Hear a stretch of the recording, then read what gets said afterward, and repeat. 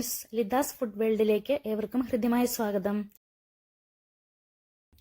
ഇന്ന് ഞാനിവിടെ തയ്യാറാക്കാൻ പോകുന്നത് റവ കൊണ്ടുള്ള പാലപ്പമാണ്.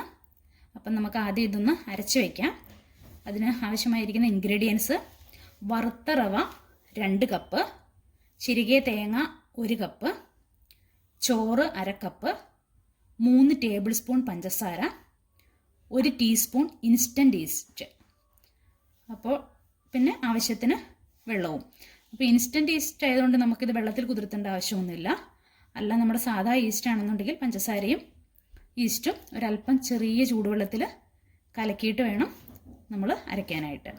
അപ്പോൾ ആദ്യം തന്നെ നമുക്ക് എടുത്ത് വെച്ചിരിക്കുന്ന റവ ഒരു മിക്സിയുടെ ജാറിലേക്കിട്ട് ഈ തരി ഒന്ന് പൊടിച്ചെടുക്കാം.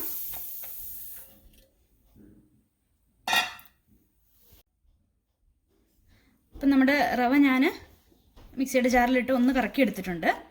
ഇങ്ങനെ ഇതുപോലെ ചെറുതായിട്ടൊന്ന് ഇങ്ങനെ ഒന്ന് പൊടിച്ചിട്ടുണ്ട്. ഇനി നമുക്ക് എടുത്തു വെച്ചിരിക്കുന്ന തേങ്ങയും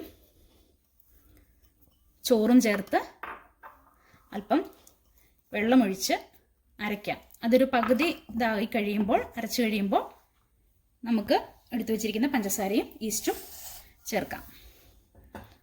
അപ്പം നമുക്ക് ആവശ്യത്തിന് വെള്ളം ഒഴിച്ചു കൊടുക്കാം.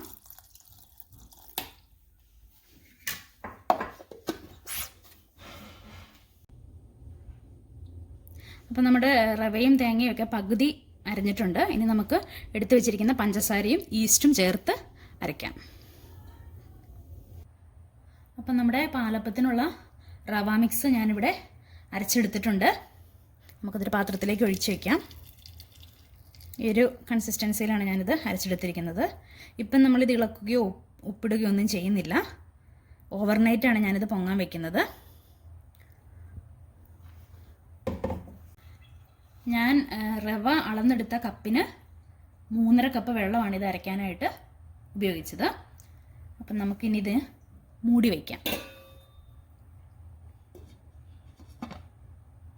പകൽ സമയത്താണെങ്കിൽ നമുക്കൊരു 7 മുതൽ 8 മണിക്കൂർ വരെ ഇത് പൊങ്ങാനായിട്ട് വെക്കണം. ഇതിപ്പോൾ ഞാൻ രാത്രിയിൽ അരച്ച് രാവിലെയാണ് ഉണ്ടാക്കുന്നത്. അപ്പം ഓവർനൈറ്റ് പൊങ്ങാൻ വയ്ക്കുന്നുണ്ട്. അപ്പോൾ നമ്മൾ ഇന്നലെ അരച്ച് വെച്ചിരുന്ന പാലപ്പത്തിൻ്റെ കൂട്ടിന് എന്തായെന്ന് നമുക്ക് നോക്കാം. നന്നായിട്ട് പുളിച്ച് പൊങ്ങിയിട്ടുണ്ട്. അപ്പോൾ നമുക്കിതിന് ആവശ്യത്തിന് ഉപ്പ് ചേർത്തൊന്ന് ഇളക്കിയെടുക്കാം.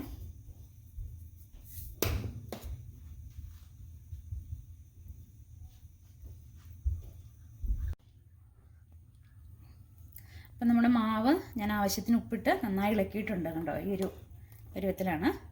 നമുക്കിനി പാലപ്പച്ചട്ടി അടുപ്പത്ത് വെച്ച് ചൂടാക്കി അപ്പങ്ങൾ ചുട്ടെടുക്കാം. അപ്പോൾ ഒരു തവിയിൽ മാവെടുത്ത് നമുക്ക് ചൂടായ പാലപ്പച്ചട്ടിയിലേക്ക് ഒഴിക്കാം. നമുക്കിതൊന്ന് ചുറ്റിച്ചു കൊടുക്കാം.